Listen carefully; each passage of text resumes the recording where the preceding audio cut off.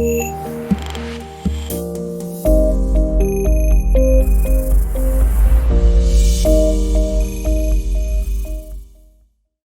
morning, good afternoon, and good evening. Wherever you are, welcome. In this clip, I will talk about why you should go for the most suitable technique instead of trying to find the best technique. Techniques are the actions needed to carry out a particular task in the creation of a design. For instance, to bend, to join, to glue, to twist, to attach. This means we need techniques to connect or to manipulate the elements in a physical way. I am Thomas de Bruyne, lead designer at EMC, an international floral education program. On the end of this video, I'll give you a great tip on how to find the best and most suitable technique.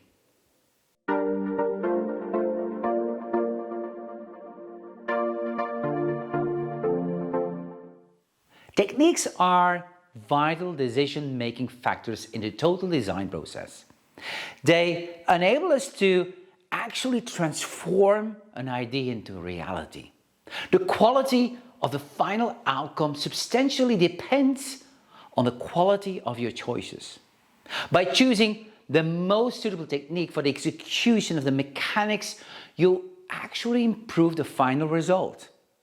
The more technical knowledge you possess, the more you have unlimited design possibilities. A fair question pops up. What technique should I use for a job? Well, that depends on the outcome and of course on the W's. The why, the what, the where. We actually dive quite deep into this in our EMC courses. For instance, when making a visible construction, you will be able to see the techniques, meaning you'll have to choose a decorative technique. When using delicate flowers as Cosmos flower, binding is not advised because you'll easily damage or even break the stem. Like Heliconia flowers are ideal to be used as a support and pierced with a wood skewer to create a construction. Actually, there are very few new techniques. It's how we approach, how we implement and apply them, it's what produces novelty in design. This is how we find the most suitable technique. Even techniques themselves can be used to create great visual impact. You can learn more about visual impact in another video we have worked on called How Do You Actually Create Visual Impact? We focus ourselves too much on the one technique we know, we feel comfortable to use. We like, instead of considering a more suitable technique or a combination of them matching the situation. You always want to learn new techniques, right? Rather than seeing a potential of a technique. By the way, talking about potential of technique, you can find over 150 techniques showed and listed in our EMC reference book, Techniques for Floral Beauty.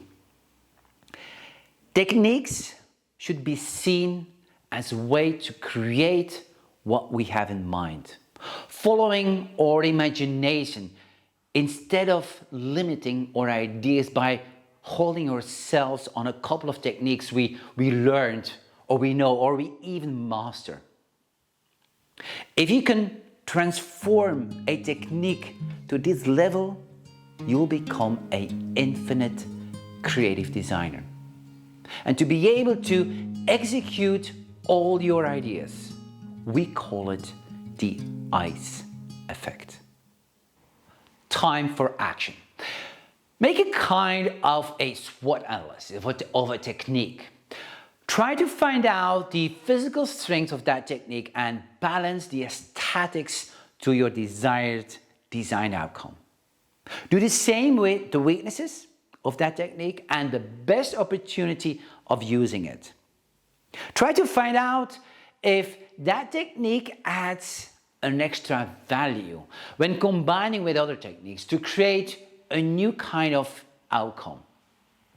Or ask yourself if you can implement that technique in another way.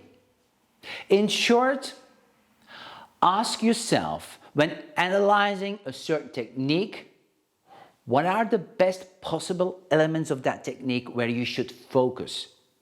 But actually, this is the next step to become a conscious designer with infinite design possibilities. I refer to the ICE method, which you can find out more about on our EMC website.